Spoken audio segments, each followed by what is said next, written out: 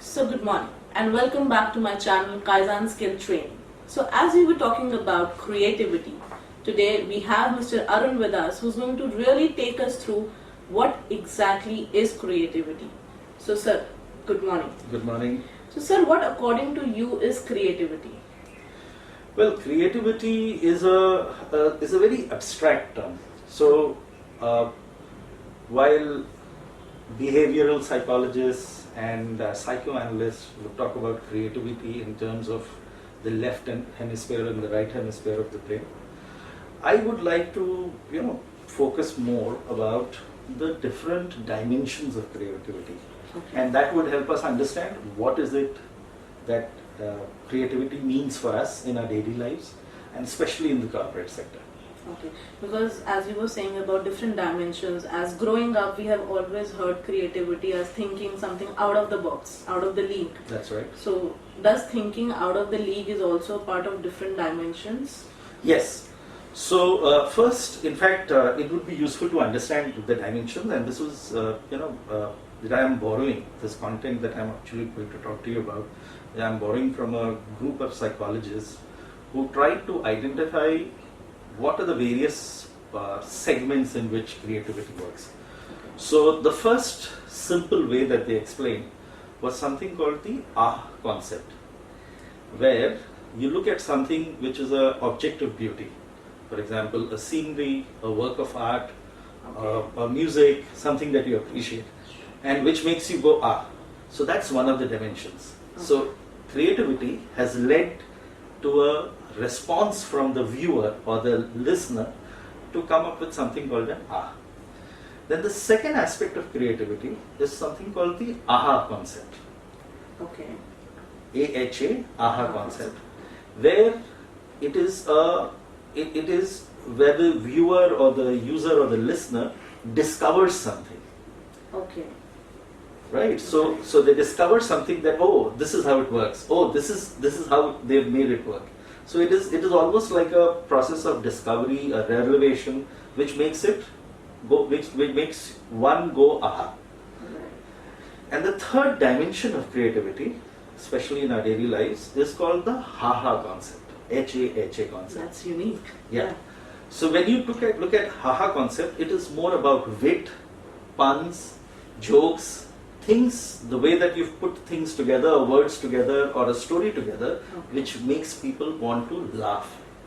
Wow. So if you look at these three dimensions, it becomes easy for us to understand which aspect in any particular construct or a particular situation, which of this particular aspect is working, or which of this dimension of creativity is working. Okay. That's really interesting to know for me also, that creativity has so many dimensions. So what according to you, are people born creatives, or they enhance their creativity, they bring out their creativity during the course of their lifetime? Well, I'm sure there's a lot of topics and subject matter on the internet on this topic, but my belief and my experiences, and back whatever experience I've had in my own personal life and the corporate world, I believe that it has to do with the quantum of exercise that you give to your left brain and your right brain. Okay. So, like we all know that the left brain, that one of our hemispheres is more about structure, systems, networks, and the other hemisphere is all about creativity, of abstract thinking. And in which circumstance or situation which we bring that to fore is the ability of successful people, or people who've made really internationally acclaimed, where they have been able to bring these various aspects. For example, now the reason why I say this, and I'll answer your question after I give the example, is that think that you're doing a data entry operation, where the total goal is to do something accurately, with the minimum amount of time. Now, if that is the goal, what is the creativity that you could bring into it? Probably I'll find out some formula which helps me do that. Either a formula, or if it is just plain typing on your keyboard, with a certain amount of text that you got, converting the text from a hard copy into a soft copy, Right. you would find out a certain procedure which is unique for you, Right.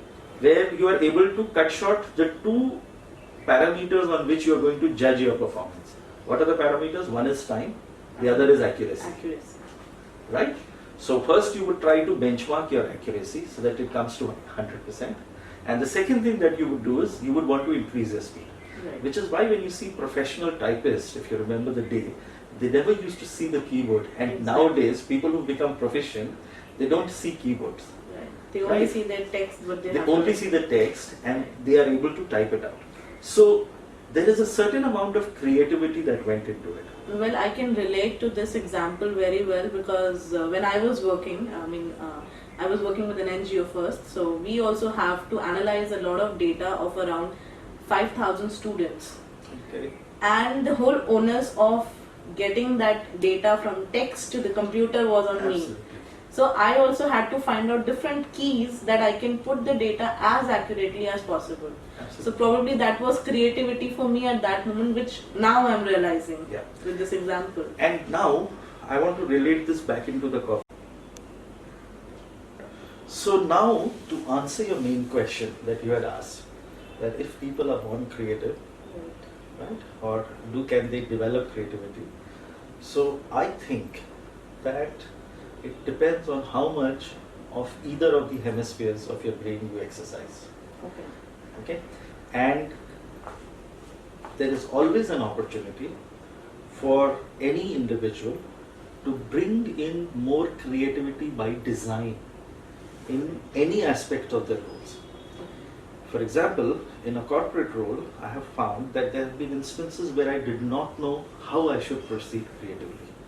But once I understood the problem that I was solving, once I understood the reason of the task that I was doing, once I understood the goal of this entire activity, I became proficient in that particular aspect, I was able to then take it to the next step where I was able to think about better ways of accomplishing the goals. Okay. And that for me is about creativity in our corporate roles. So to reiterate, I want to tell the viewers that creativity is not about being a great dancer or a great artist or a great painter. Right. It is about small improvements or innovations that you could do in your daily roles which would help accomplish or make you achieve your goals faster, better, and in a more efficient manner. So I would also like to, tell my viewers the same thing that, I was telling them in the previous part, that creativity, as you also said, is not something just about the dancing, about singing, about drawing. It's something that you are doing in whatever role that has been assigned to you in a more efficient way. So coming to the next question I would like to ask you, sir, is when we are in a corporate world, then how can a person bring out creativity into the roles that has been assigned to him in whichever job roles that he is in? That's a very good question, because I believe that is the question that most of us struggle with Exactly. at different times in our corporate careers. And what I think is, and I'm sorry I'm digressing a little bit, but I want to put the way that I think about creativity. And it took me some time in my initial corporate career to start thinking about what I could do creatively. And it, with a little bit of experience, I got a little bit deeper perspective about what I could do in my different roles. And that has helped me in my future careers in very good stead. So the way that I went about discovering the creative side of me in a corporate role was, I realized that if I had to be creative or if I had to do things differently, let's put words simply, because when we say creativity, it brings in such an abstract concept like we talked about earlier. So let's talk about how you could be better at your role. Exactly. So that is the first aspect that I wanted to address. So to be better at my role, I had to first understand what is the goal of my role. what is the goal of the task or the program or the function that I am operating? First of all, we have to be sure about what is the goal. What is the goal? Right. So to understand the goal, you need to become good at your job, at the role that you're doing. Right. You need to understand all the possible facets of that particular task. Right. Right? Once you have achieved understanding of the facets, that is the time that you would be in a position to realize what you could do to make it better. Okay. So first you really need to, go about thinking that what exactly the thing is, and then how you can make it better. How you can make it better. Okay. So first understanding what are the things, second becoming good at the existing, part. and then you will be in a position to start looking at how you could do things better. So if I have to, put in some corporate terms to it, so then you have to understand the SOP first. Absolutely. The standard operating procedures. That's right. Then you have to break the rules to know what is the new rules that you can bring in. Absolutely. Right. Absolutely. And which is why I believe that creativity is not just about talent. Like I was speaking earlier, creativity is about the hard work that you do to achieve that state of your mind Okay. that you can actually start putting two unrelated, either two unrelated data points Right. together to create a new meaning. Okay. And to reach there, you have to be an expert in that matter. So to my viewers, this is what I have to tell you. Do not be impatient to try to do things in your interpretation of what you think is creative by trying to make your project reports look better or trying to make it, design it better. That should certainly be there, but that's only as the icing on the cake. The cake is about your expertise, about your knowledge of the problem that you're solving and how you can make it better, how you can do it better than how you've been doing it earlier. Okay, so this really brings me to another aspect of this that you just mentioned about problem solving. I have seen a lot of people, telling that, the times is adverse, there are a lot of problems around, and, this is what gives rise to creativity, So does creativity, gets arisen by some adverse situation or a difficult situation? So can you just throw some light on that? Well, that's a very interesting question actually. I believe it does. Okay, the short answer is I believe it does, and I'll tell you why. See, when we are in a pickle or a situation, what is the first instinct that we have?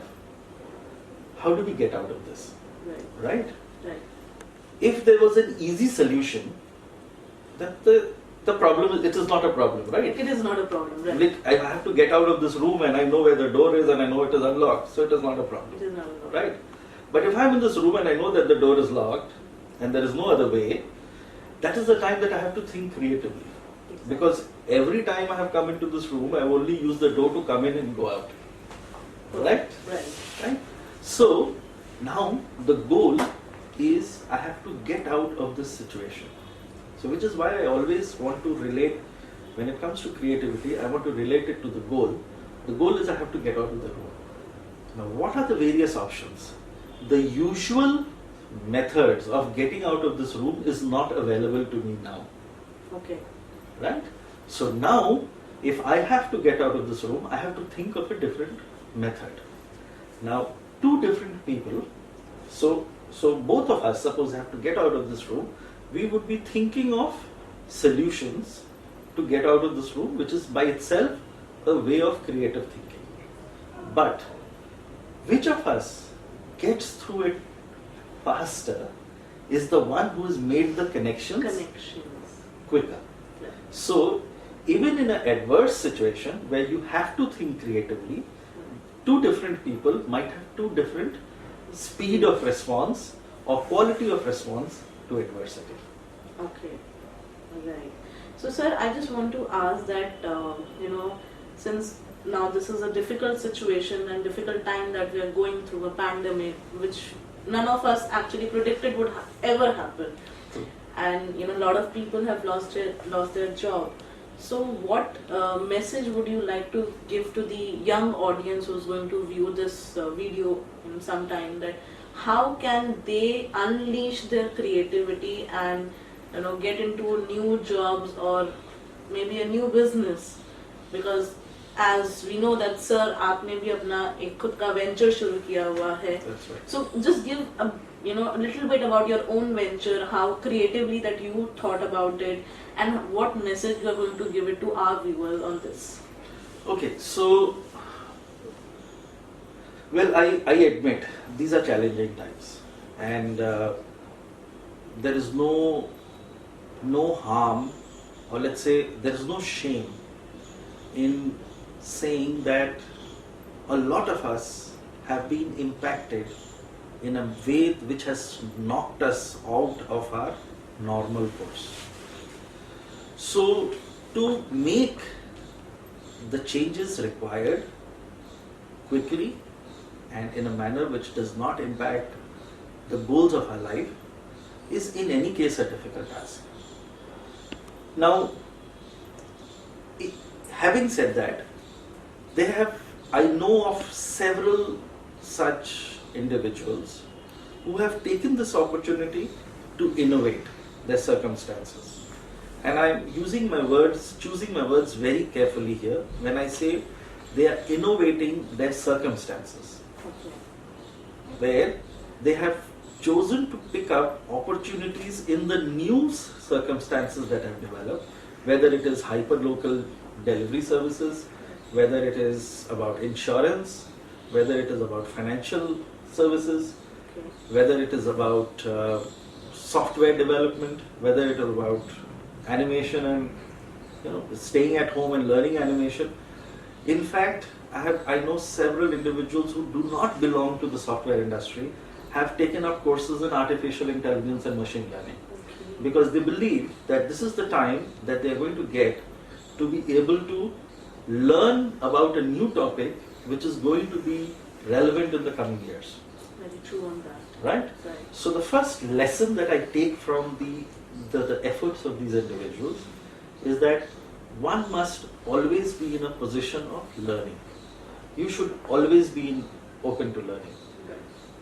I started my business after 20 years of working in the corporate world. Exactly. Right? And let me tell you, it has been a really fulfilling journey so far. But for the first 6 months, it took me, or rather for the first 6 months, I was unlearning what I learned in the corporate. Because when I was in the corporate sector, I was working with a lot of structure, support systems behind me, where the delivery systems were already in place. But when I started my entrepreneurial project, it took me those 6 months to set up those systems in place. Right?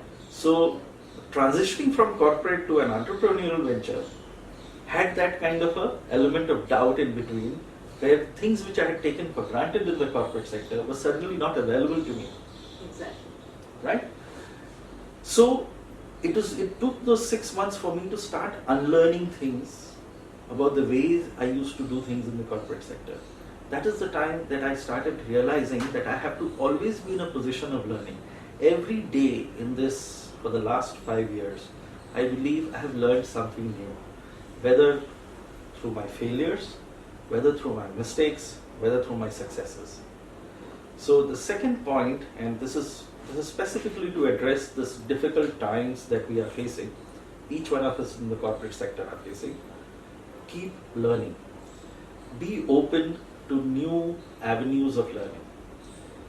Third, there is now, compared to the times when I was, a young, career holder in different sectors, when learning for us required us to go to trainers or to libraries. Now, because of the advent of internet and online learning systems, it has become so easy now to access data, to access information, to access courses. There are so many free courses and learnings available, right? So creativity, and I'm going to relate this back to creativity now.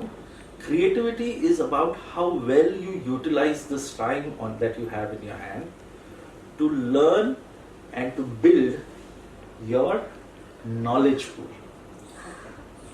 So you make yourself more relevant in these difficult times for various, you open up different avenues for yourself. So, sir, if I borrow your words, can I just, simply say that creativity is a process involving unlearning, relearning, and learning continuously. Absolutely. Every day.